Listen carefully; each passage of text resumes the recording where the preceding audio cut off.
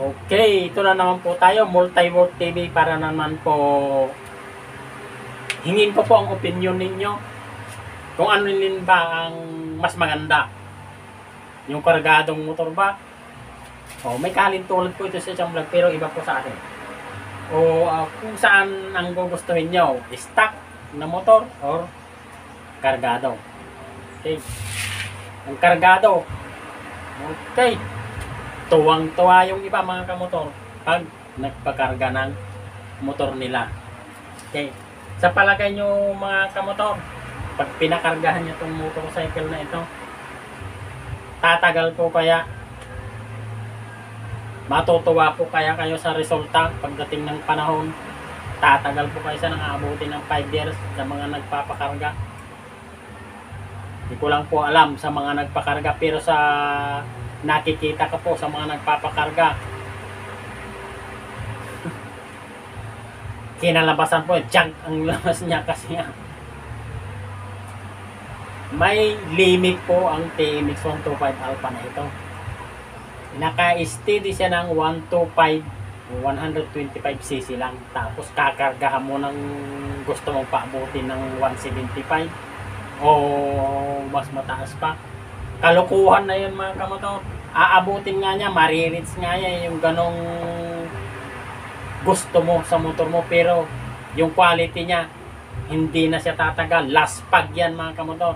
Kasi nga yung limit na kaya nitong TMX 125 Alpha inawala na sa isip mo kasi pinakarga mo kinarga mo ngayon. Yung dati halimbawa naka sidecar, yung stock niya dati, ang kinakarga mong palay halimbawa pinang kulong-kulong o sa mga panghakot, kumakarga ng 5 kaban o 7 kaban yung dati, inong kinargahan mo nakaya ng 10 pataas, tuwan-tuwa ka mga kamotor.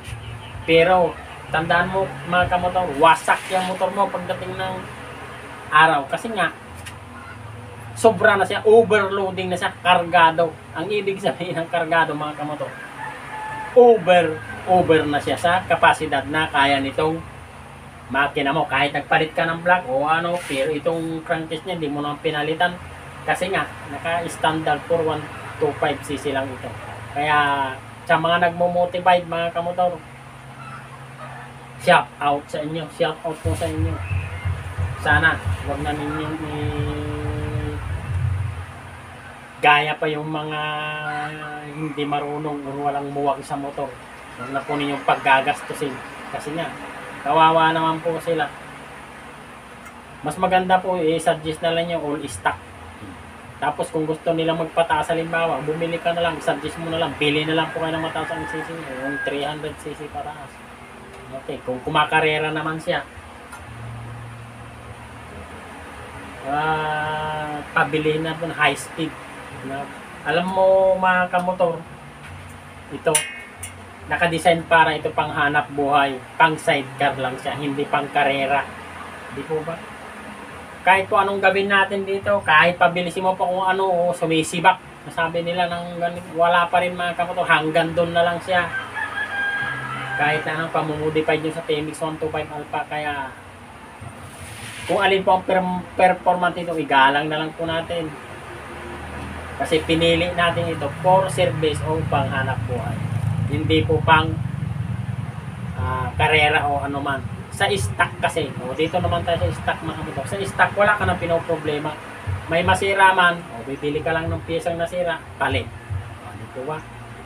Sa modified, pati bulsa mo, kargado. Mawawalan ng karga. Okay, wasak ang motor mo. Baka pag nagkamalim pa, pati buhay mo mawawala. Dahil nga, nawala na yung respeto mo sa kakayahan. Sobrahan na yung respeto mo sa ginawa mo. Yung kakarera mo, ihahabol mo sa sniper o sa Rider 150, Aerox, NMAX. Pero ang system yan mga kamotor, buhay mo ang kapalit pag kinalaunan, pag hindi ka naging disiplinado sa paggamit ng motor mo. Kaya sa gustong gumawa nun mga kamotor, okay, bahala po kayo. kayo na pong masusunod kasi motorcycle nyo yan. Pero karamihan sa nakikita ko mga kamotor, ang mga minodified na motor, karamihan nasa tabi na lang. Hindi ba na taunan o ilang taon pa lang lumipas, junk na. Kasi nga, hindi na kaya nung unit yung pinaggagawa nyo o pinaggagawa ng iba. Okay, bibigyan ko kayo ng sample mga kamotor. Di ba meron kayong mga nakikitang mga sasakyan? Sample lang yung mga sasakyan na yung halimbawa, yung elf, pinalitan nila ng housing, ginawang is-stand. It-stand siya. Pati harap, it-stand. Oh, lumakas. Lumakas nga siya. Pero yung dating kinakarga niyang 10 tonelada, makarga na ng 15 pataas. Wala. Ilang biyahe pa lang mga kamotor, bali ang chassis. Ganon ang ibig kong sabihin ng mga kamotor. Yun ay 10 lamang. Ganon din sa motor natin. Dapat, kung alin yung limit, kung alin yung design ng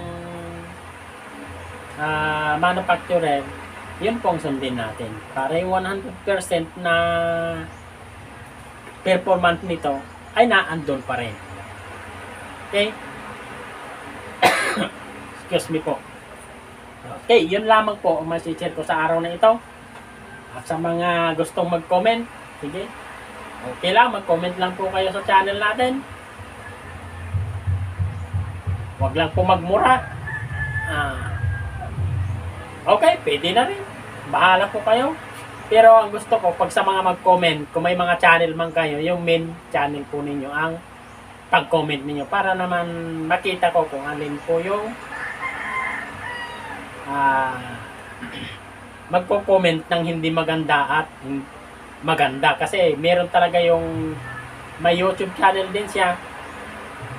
Pag tinamaan o nasagasaan yung kanyang paliwanag, sa ibang account po siya comment. Sa mga ganong senaryo, alam na po natin yan. Okay, yun lamang po. At maraming salamat po sa inyong lahat. God bless po sa inyo.